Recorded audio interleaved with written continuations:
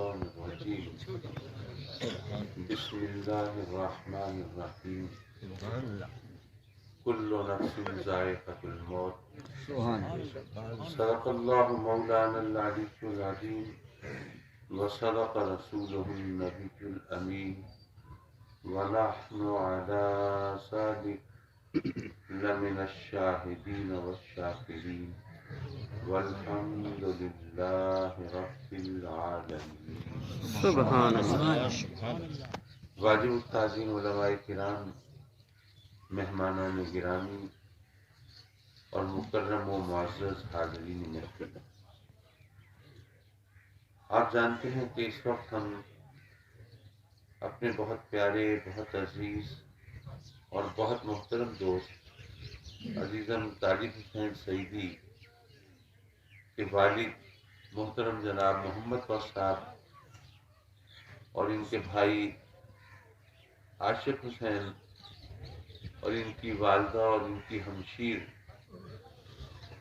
ان سب کی فاتحہ خوانی اور ایصال ثواب کی محفل میں حاضر ہیں، اور آپ محسوس کر سکتے ہیں کہ ایک ہی گھر کے 4 افراد اس طرح داغ مفارقت دے جائیں تو قلب و ذہن پہ کیا گزرتی ہوگی، اور غم و اندوہ کا عالم کیا ہوگا، اور رنج و الم کی کیفیت کیا ہوگی۔ ایک عزیز ہستی دنیا سے رخصت ہو جائے تو آدمی کا دل سنبھالے نہیں سنبھلتا، اور پھر یہ سب ان کا ذکر ہو رہا ہے کہ جو عزیز ترین ہستیاں شمار ہوتی ہیں، ماں، باپ، بہن، بھائی۔ اب یہ سگے رشتے اس طرح ساتھ چھوڑ جائیں تو یقیناً اس غم کو برداشت کرنا انسان کے بس میں نہیں ہوتا۔ پھر رب کی بارگاہ میں عرض کرتے ہیں کہ مولا دکھ دیا ہے تو صبر بھی دے دے، آمین. اور غم دیا ہے تو برداشت کرنے کا حوصلہ بھی دے دے۔ آمین. بہرحال دیکھا یہ ہے کہ رب کائنات نے انسان کو خود اس طرح بنایا ہے کہ بظاہر وہ غم جس کے بارے میں سوچ کے آدمی خیال کرے کہ اگر یہ دکھ آیا تو میں تو زندہ نہیں رہوں گا، کلیجہ پھٹ جائے گا، میں تو بس دنیا سے رخصت ہو جاؤں گا، لیکن عام طور پر دیکھا گیا ہے کہ وہ غم آئے تو انسان برداشت کر لیتا ہے، اور وقت گزرنے کے ساتھ پھر زخم بھی منجمد ہو جاتے ہیں، اور آدمی کا یہاں زندگی سے رشتہ بھی جڑ جاتا ہے۔ یہ انسان کو رب کائنات نے یہ صلاحیت عطا فرمائی ہے۔ اب دیکھیے کہ ایک ماں ہو تو اس کی اولاد کا دکھ، اس سے بڑا دکھ کسی کے لیے کیا ہوگا، لیکن آپ نے آس پاس دیکھا ہوگا کہ بہت سے ایسے واقعات کہ بچہ دنیا سے رخصت ہوا، ماں باپ ہیں صدمے سے نڈھال ہیں، آنکھیں اشکبار ہیں، دل بے قرار ہیں، اور ان کو کسی کروٹ چین نہیں پڑتا، لیکن بہرحال زندگی سے رشتہ جڑا رہتا ہے۔ یہ رب کائنات نے انسان کے اندر ایک، جس کو کہنا چاہیے کہ شوق ایبزاربر رکھا ہوا ہے، یہ دھچکے اور غم برداشت کرنے کی صلاحیت رکھی ہوئی ہے۔ بہرحال ہم بھی رب کی بارگاہ میں عرض کرتے ہیں کہ مولا ان تمام ہستیوں کے جو پسماندگان ہیں ان سب کو صبر اور حوصلہ عطا فرما، آمین. اور اس غم کو ان کے لیے ہلکا کر دے۔ آمین. حضرات مکرم، ہم سب جانتے ہیں، ہم مسلمان ہیں، کہ یہ جو موت ہے یہ فنا ہونے کا نام نہیں ہے، بلکہ یہ ایک دوسری زندگی کا دروازہ ہے۔ ہم اس عالم دنیا سے عالم برزخ میں داخل ہوتے ہیں موت کے ذریعے۔ اچھا، ہم تو مسلمان ہیں، حیات بعد ممات پر یقین ہمارے ایمان کا حصہ ہے، آخرت کو ماننا، جنت و دوزخ کو ماننا، سزا جزا کو، حشر نشر کو، قیامت کو ماننا یہ ضروریات دین میں سے ہے. اگر ان میں سے کسی چیز کا انکار کیا جائے ہم مومن نہیں ہو سکتے. لیکن یہ بات شاید آپ کے لیے اجنبی ہو کہ دنیا کے ہر قابل ذکر مذہب میں آخرت کا تصور موجود ہے. آپ یہ دیکھیے، اگر عیسائیت اور یہودیت کے اندر اگر آخرت کا تصور ہے تو یہ بات تو سمجھ میں آتی ہے، کیونکہ یہ مذاہب بنیادی طور پر الہامی مذاہب ہیں.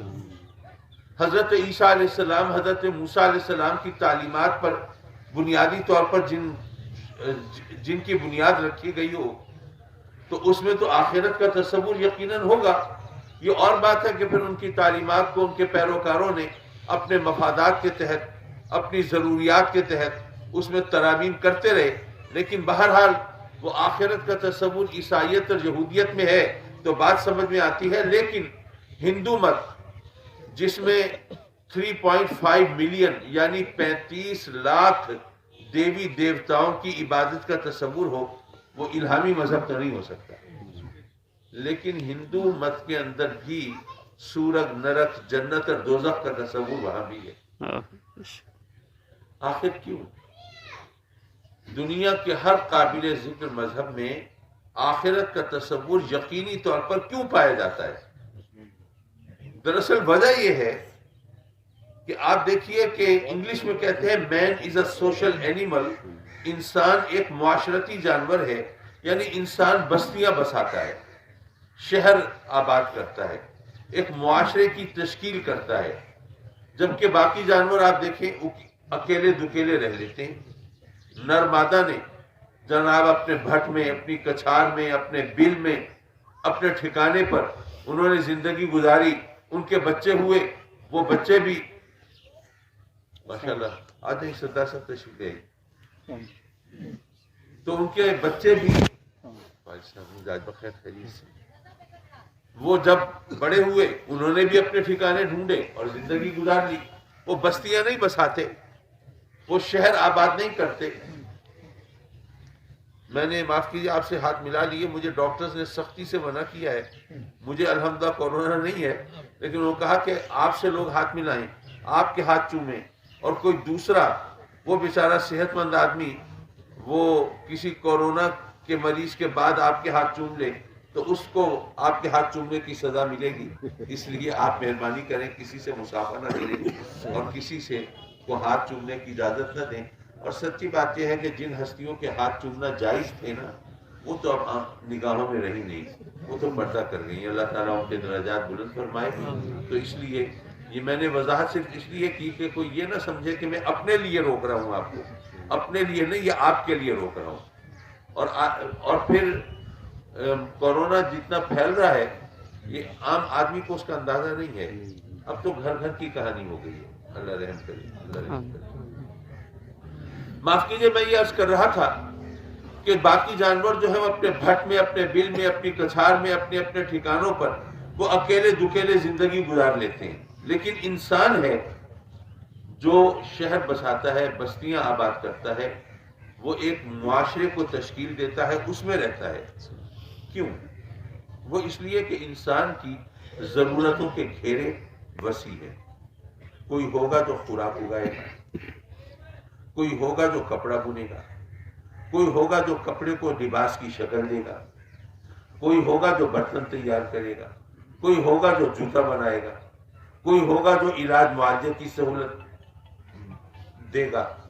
یعنی ہم تقسیم کار کرتے ہیں نا، اپنے اپنے ذمے کام لے لیتے ہیں، پھر اس طرح معاشرہ تشکیل پاتا ہے اور ایک دوسرے کے کام آتے ہیں اور اس طرح گاڑی چلتی ہے. اب جب ہم مل جل کر رہیں گے تو ظاہر ہے کہ کہیں مفادات کا ٹکراؤ بھی ہوگا، کہیں کوئی اختلاف بھی ہوگا، کوئی جھگڑا بھی ہوگا، کوئی فساد بھی ہوگا. پھر اس کو نپٹانے کے لیے، اس کو طے کرنے کے لیے کوئی قاعدہ بھی چاہیے، قانون بھی چاہیے، کوئی ضابطہ بھی چاہیے.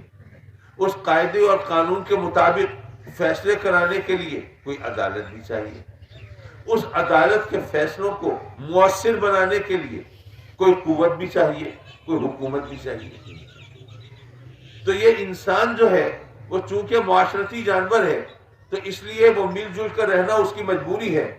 تو کوئی بھی انسانی معاشرہ صحیح طور پر تبھی پنپ سکے گا اور پروان چڑھ سکے گا جب اس کے اندر انصاف کا بول بالا ہو.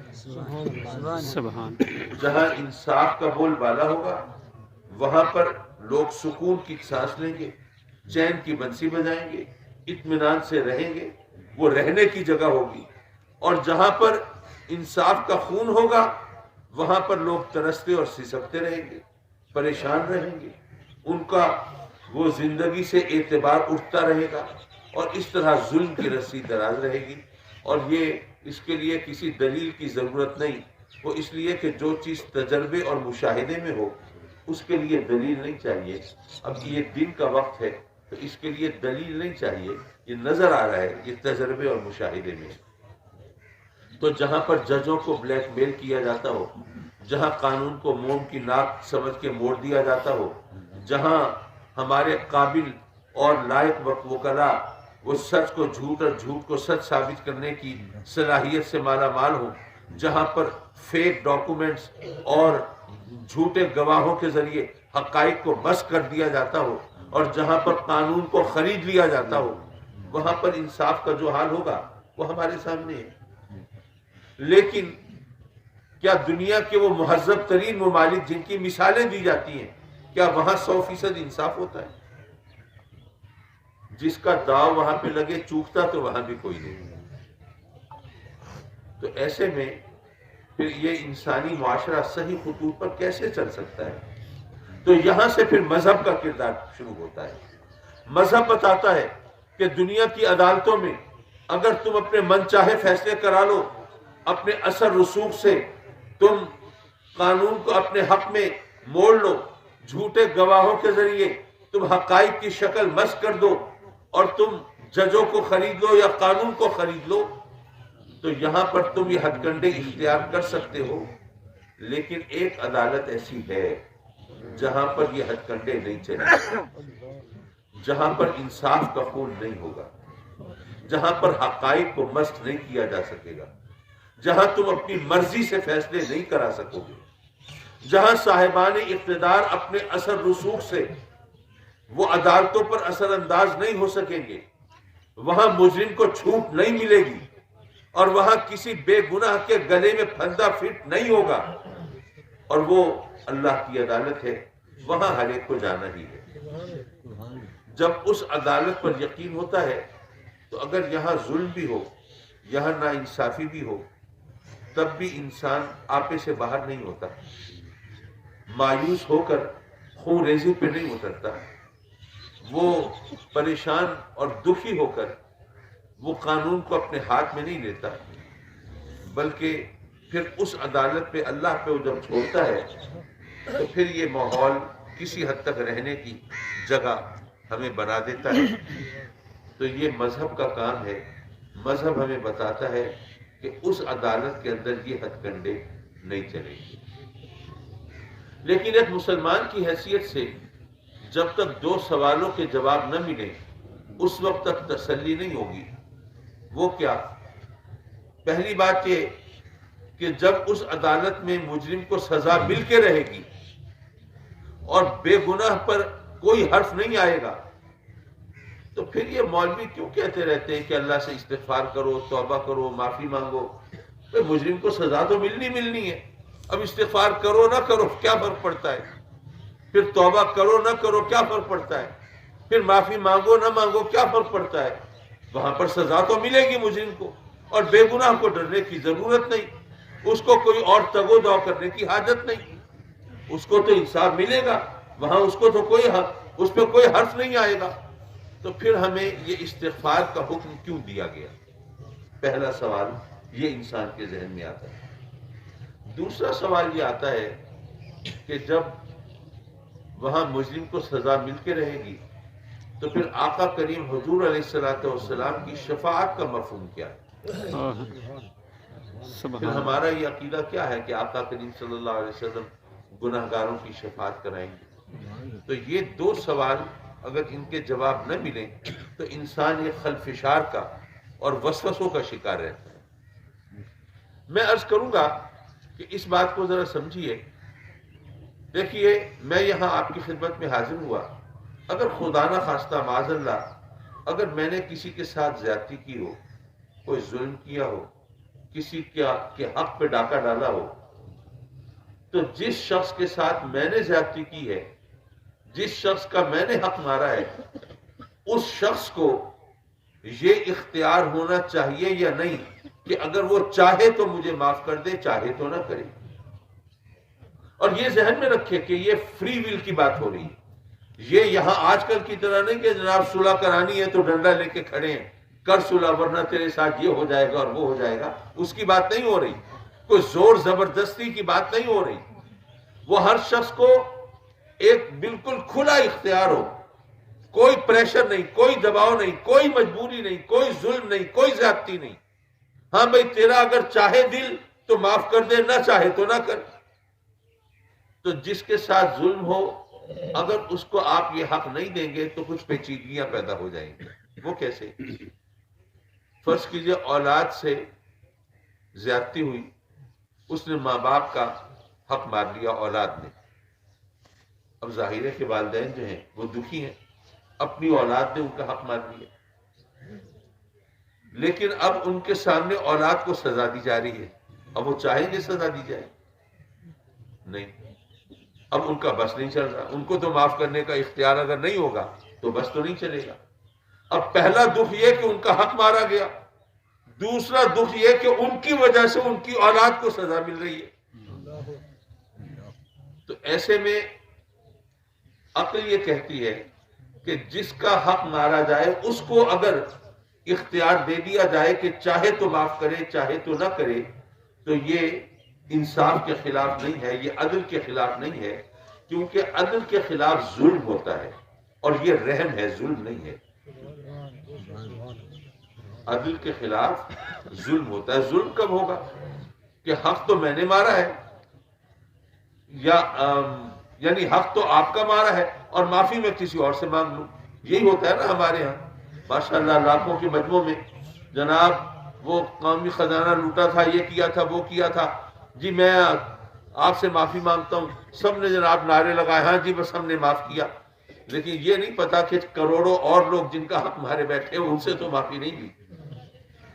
حضرات محترم، کہنے کا مطلب یہ کہ جس کا کسی نے حق مارا ہو اس کو یہ حق ہونا چاہیے کہ وہ چاہے تو معاف کر دے چاہے تو نہ کرے۔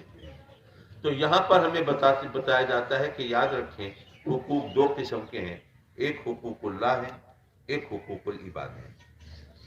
حقوق اللہ اللہ چاہے گا تو معاف فرما دے گا، لیکن یہ اس نے پہلے بتا دیا ہے کہ ایک حق ایسا ہے جو میں معاف نہیں کروں گا، اور وہ یہ ہے کہ میری توحید میں کوئی رخنہ اندازی نہ ہو، کوئی میرے ساتھ کسی کو شریک نہ ٹھہرائے، نہ میری ذات میں نہ میری صفات میں۔ اگر کسی نے شرک کیا تو وہ میں معاف نہیں کروں گا۔ یہ رب کائنات نے یہ پہلے فرما دیا۔ اور باقی جو بھی کسی نے اللہ کا حق ادا نہ کیا ہو، نماز نہ پڑھی ہو، روزے نہ رکھے ہو، اس کے احکام میں کہیں ڈنڈی ماری ہو، کوئی کوتاہی کی ہو، لفظی کا ارتکاب کیا ہو، تو وہ چاہے گا تو معاف کر دے گا، لیکن حقوق العباد معاف نہیں ہوں گے جب تک وہ بندہ معاف نہ کرے جس کا حق مارا گیا۔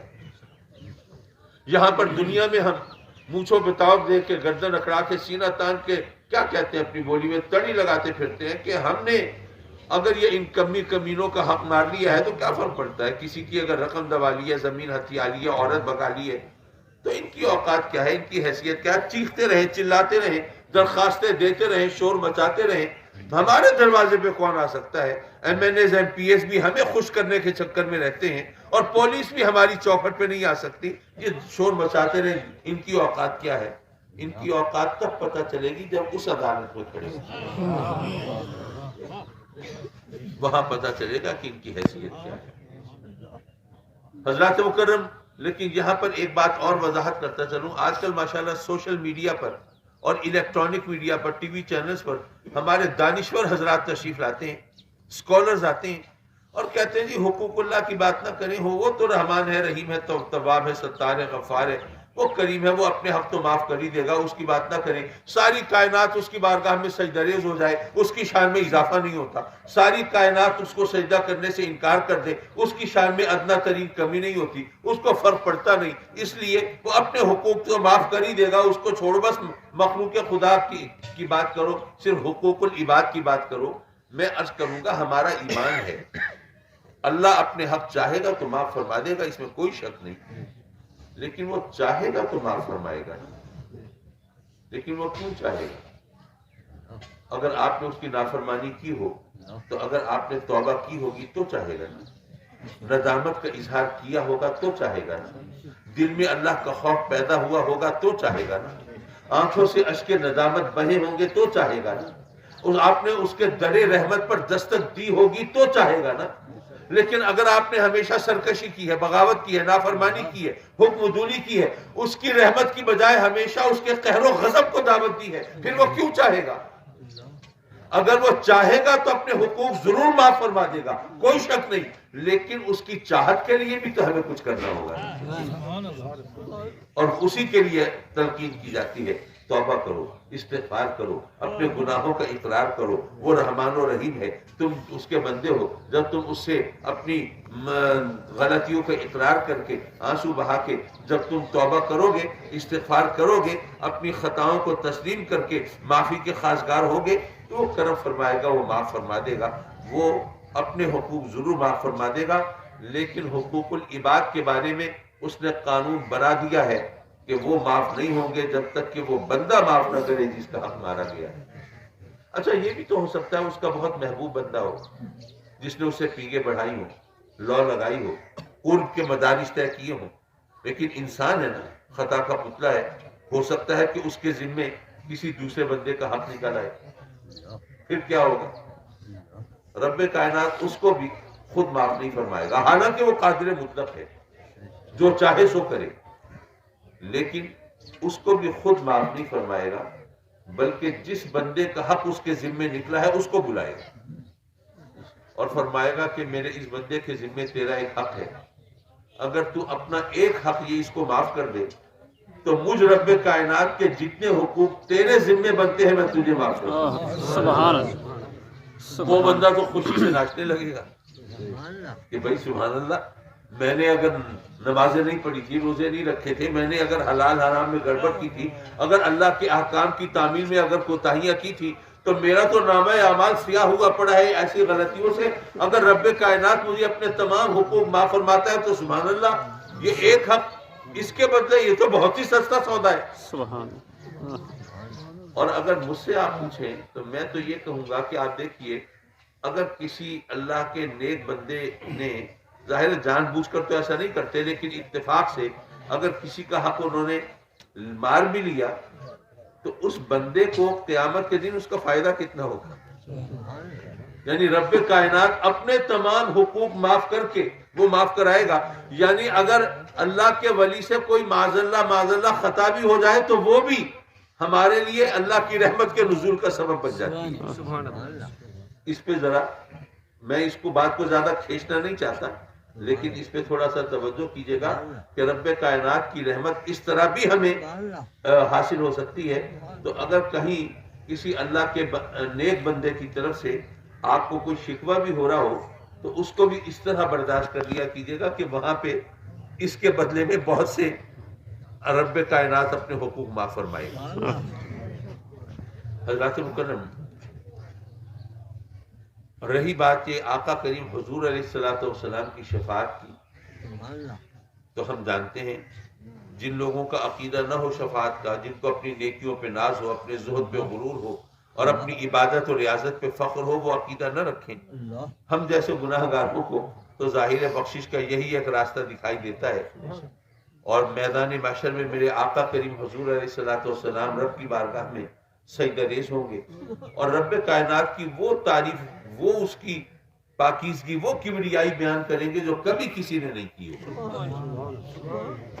اچھا، ایک صاحب کہنے لگے کہ آپ لوگ بھی خامخواہ ایگزیجریٹ کرتے ہیں، مبالغہ آرائی کرتے ہیں، رنگ آمیزی کرتے ہیں، وہ تعریف جو کبھی کسی نے نہیں کی ہوگی۔ بھئی 1 لاکھ یا 2,24,000 تو پیغمبر آئے ہیں، اور فرشتے کتنے ہیں ان کو تو شمار بھی نہیں کیا جا سکتا، اور باقی مخلوق اور باقی انسان کھرب ہا کھرب، اور آپ کہتے ہیں جی کوئی کسی نے وہ تعریف نہیں کی ہوگی، تو یہ کیسی بات کرتے ہیں؟ کوئی معقول بات کرے جو ماننے کی بھی ہو۔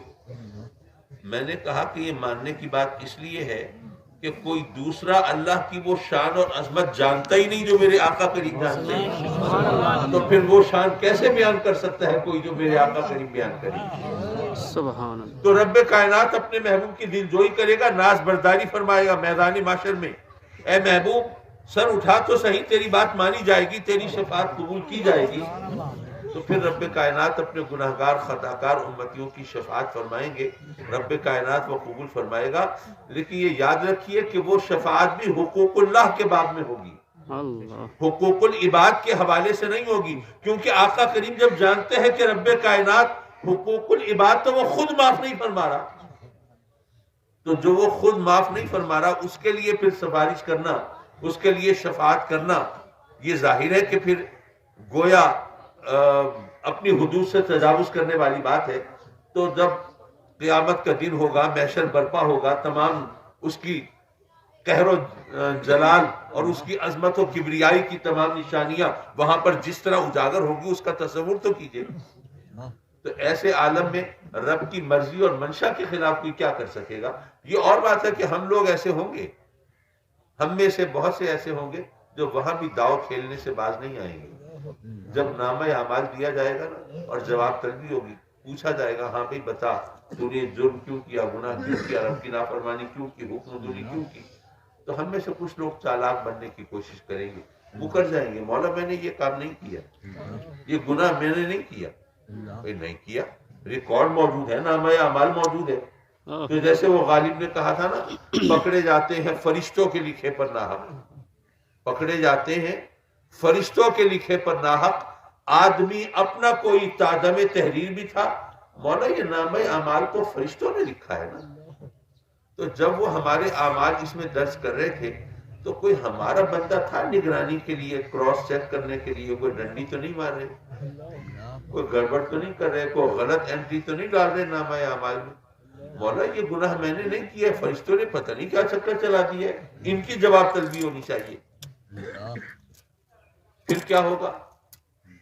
جن لوگوں نے سورہ یاسین ترجمے کے ساتھ پڑھی ہے وہ جانتے ہیں، الیوم نختم علی افواہہم، وہ دن وہ ہوگا جب ہمارے منہوں پر مہریں لگا دی جائیں اور ہمارے جسم کے اعضاء کو زبان ملے گی، ہاتھ گواہی دیں گے۔ مولا نامہ اعمال میں بالکل سچ لکھا ہے، یہ گناہ، یہ ظلم، یہ جرم اس نے ہمارے ذریعے سے کیا تھا۔ ٹانگیں گواہی دیں گی، مولا ہمارے ساتھ تو چل کے گیا تھا یہ گناہ کرنے۔ آنکھیں گواہی دیں گی، مولا ہم سے بھی مدد لیتا تھا، اور بے حیائی، فحاشی، عریانی کے مناظر تو دیکھا ہی ہمارے ذریعے سے کرتا تھا۔ یارو سوچو کیسا کڑا وقت ہوگا، کیسی سخت آزمائش ہوگی، اپنے ہاتھ پاؤں اپنے خلاف گواہی دے رہے ہیں۔ یہاں پر دنیا میں صاحبان اقتدار کے خلاف پہلے تو کوئی گواہی دینے کے لیے تیار نہیں ہوتا، اور اگر کوئی ہو جائے تو اسے خوف یا لالچ سے چپ کرا دیا جاتا ہے، اور اگر کوئی اور بس نہ چلے تو پھر ہمیشہ کے لیے زبان بندی کے احکام صادر ہو جاتے ہیں۔ ہوتا ہے شب و روز تماشا میرے آگے، لیکن کبھی موقع ملے تو ان سے کہنا کہ یہاں تو یہ ہتھ کنڈے اختیار کر لیتے ہو، وہاں کیا کرو گے جہاں پر اپنے ہاتھ پاؤں اپنے خلاف گواہی دے رہے ہیں۔ حضرات مکرم، ہم لوگوں کو نصیحت کرتے ہیں، کہتے ہیں کہ بھائی خدا کا خوف کرو، برائی سے بچو، نیکی کے راستے پہ چلو، وہ اس عدالت کا تصور کرو۔ لوگ کہتے ہیں جی کیا کریں جی، ہر طرف تو برائی ہے، اگر ہم نیکی کریں گے تو کیا ماحول بدل جائے گا، کیا حالات سدھر جائیں گے، کیا برائی ختم ہو جائے گی؟ اب لوگ اس طرح لمبی چوڑی تقریر شروع کر دیتے ہیں کہ آدمی پھر چپ ہو جاتا ہے، آگے کیا کرے۔ لیکن وہ ایک حکایت ہے، اس سے شاید نصیحت ملے، اور میں وہیں پہ بات ختم کروں۔ اب ختم شریف کا سامان بھی ماشاءاللہ آ گیا۔ جب نمرود نے الاؤ دہکایا، آگ بھڑکائی سیدنا ابراہیم علیہ السلام کو معاذ اللہ اس میں جھونکنے کے لیے، تو وہ الاؤ کتنا بڑا تھا، کتابوں میں لکھا ہے کہ عالم یہ تھا کہ شعلوں کی بلندی ایسی تھی کہ پرندے اس الاؤ کے اوپر سے پرواز نہیں کر سکتے. اتنی بڑی آگ تھی. تو کہتے ہیں کہ ایک بلبل اپنی چونچ میں پانی لے کے چل پڑی کہ میں آگ بجھانے جا رہی ہوں. اب ظاہر دنیا ہنسنے لگی, مذاق اڑانے لگی. بالکل ہی عقل سے پیدل ہے, پاگل ہے, سودائی ہے. جہاں پر کنووں کا پتہ نہ چلے اور ان سے آگ نہ بجھائی جائے, یہ چونچ میں پانی لے کے جا رہی ہے, میں آگ بجھانے جا رہی ہوں. پاگل کہیں گی. جب لوگوں نے بہت تانے دیے تو اس نے جو جواب دیا وہ ہم سب کے لیے مشعل راہ. اس نے کہا کہ لوگوں میں پاگل نہیں ہوں, مجھے پتا ہے کہ پانی کے یہ چند قطرے اس آگ کو بجھا نہیں سکتے. مجھے خبر ہے یہ تو پہلے ہی بھاپ بن کے اڑ جائیں گے, وہاں پہنچ بھی نہیں پائیں گے. لیکن بات یہ ہے کہ پھر فہرست تو بنے گی نا, وہ کون تھے جو آگ لگانے والے تھے اور وہ کون تھے جو آگ بجھانے والے. سبحان اللہ. تو پھر میرا نام جو ہے آگ لگانے والوں میں نہیں ہوگا, آگ بجھانے والوں میں ہوگا. تو یارو اگر ہم برائی سے بچیں اور نیکی کا کرایہ اختیار کریں, ممکن ہے کہ ماحول نہ بدلے, ممکن ہے برائی ختم نہ ہو. ویسے تو میرا یقین ہے کہ چراغ سے چراغ جلتا ہے, فرق پڑتا ہے. لیکن چلو ایک لمحے کو مان لیا فرق نہیں پڑے گا, لیکن فہرست تو بن رہی ہے نا. وہ کون ہیں جو برائی پھیلانے والے ہیں اور وہ کون ہیں جو نیکی کے چراغ جلانے والے ہیں. تو ہم کیا چاہتے ہیں, ہمارا نام کون سی فہرست میں شامل ہو. بات یقین کی ہے, بات ایمان کی ہے, بات یہ زبان سے کہنے کی نہیں ہے. اگر ہم دل سے مانتے ہوں کہ ہاں ہمیں رب کی بارگاہ میں حاضری دینی ہے, جواب دہی کرنی ہے, نامہ اعمال ہمارا سامنے ہوگا, وہاں پر کچھ چھپا ہوا نہیں ہوگا اور وہاں پر ہم جواب دہ ہوں گے. اگر یہ ہمیں یقین ہو تو ایسے میں دنیا کا ماحول بدل جائے, یہاں پر صورتحال تبدیل ہو جائے. مولا ہم جو کچھ کہتے ہیں اس پر عمل کی بھی توفیق عطا فرمائے. اور ہمارے محترم طالب حسین سعیدی صاحب کے والد, ان کی والدہ, ان کے بھائی, ان کی بہن, ان جو بھی ان کو داغ مفارقت دے گئے, ان سب کی مغفرت فرما, آمین. اور سب کی امانتوں کی حفاظت فرما. آمین. اور مولا اب ان کو جان و مال کے ہر نقصان سے محفوظ فرما. آمین. وآخر دعوانا